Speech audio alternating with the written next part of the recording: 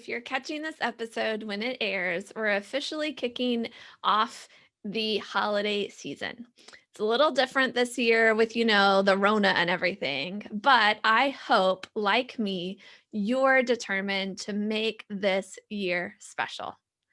I'm determined personally to spread some holiday cheer as well for others, right? And not just for myself. And there are three tiny words that really encapsulate this season for me. The first one is joy.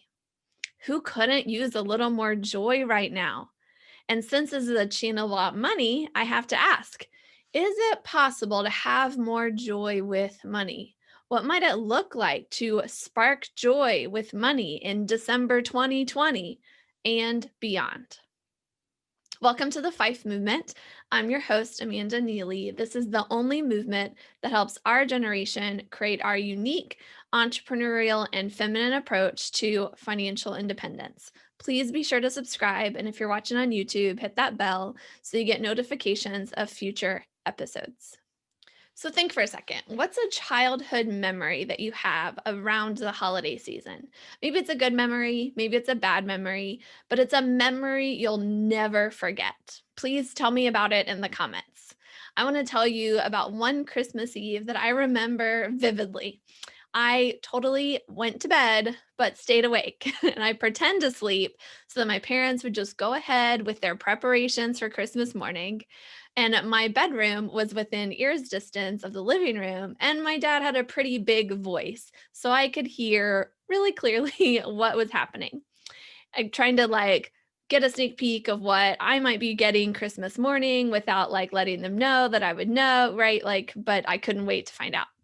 And all I heard was my dad complaining about how much everything cost and saying the kids, my brother and me, had better like all the presents because they cost so much money.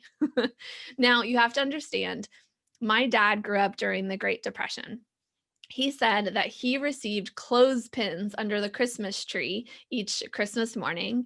He would play with those clothespins all winter long, make them into all kinds of different things.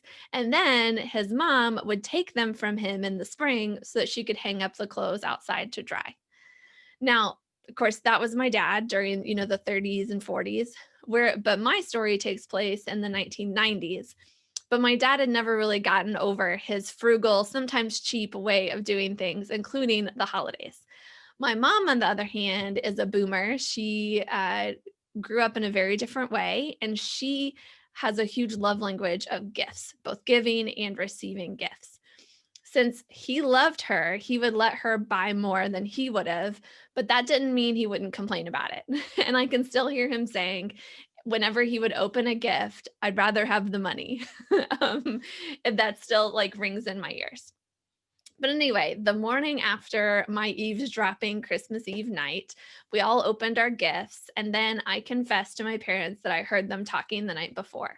And I tried to say something to my dad about how much I loved the gifts and I loved, them for giving them to me, no matter how much they cost. And of course, he and my mom denied everything and that I must have just been dreaming. They really didn't have that conversation. Now, my dad isn't here anymore for me to ask him what sparked joy for him during the holidays. For my mom, it's definitely presents. But I think for both of them, it was also family and special music and special movies and the holiday spirit in general, where everyone seems to be a little friendlier and a little more joy filled. Right. And then that sparks joy in us, which helps us spark more joy in others. And it's this just contagion that goes on in a good way.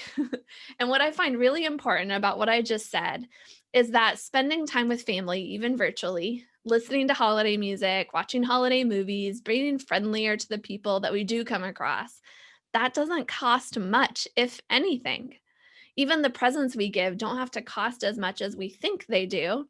And I hope my son learns that as he gets older. Parents, if you have ideas for me, I'm all ears for how to keep any future greed he might have on his Christmas list from destroying my joy and his joy of the season.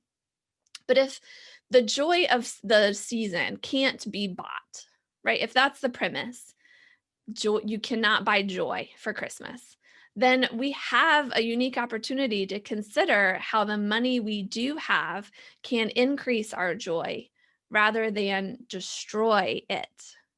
And there's this subtle mindset shift, right? But it's a really important one. Rather than thinking about what can I cut from my life in order to have more joy, what if we thought about what really brings us joy and how can we align our money with those things? This year, I learned from a good friend of mine who learned from a good friend of his the rule called the 21-20 rule.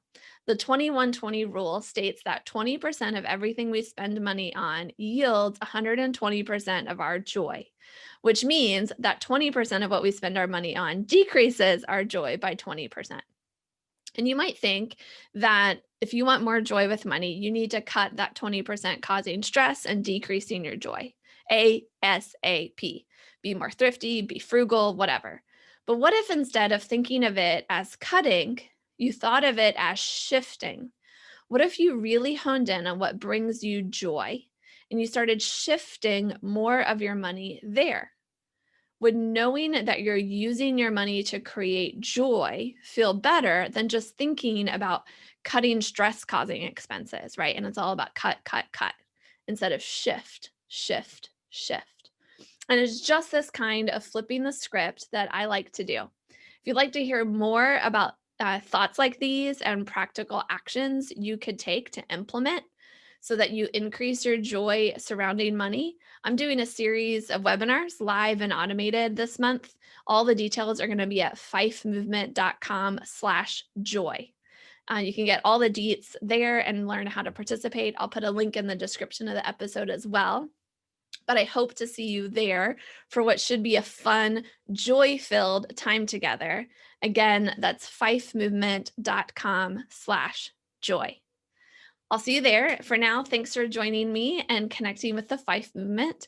As you go about your day today, remember, wealth is coming your way. Your quest is to prepare for using it well. For more tips on how to prepare, be sure to subscribe. And to connect with the community, visit fifemovement.com. And if my gift has helped you today, please pay that gift forward by sharing this content with a friend. My gratitude in advance. To help this video be seen by more people, please hit that like button, and we invite your feedback in the comments as well. Share that story from your childhood. Give me tips for how to do Christmas as a parent. I want to hear it all. I'll talk to you there.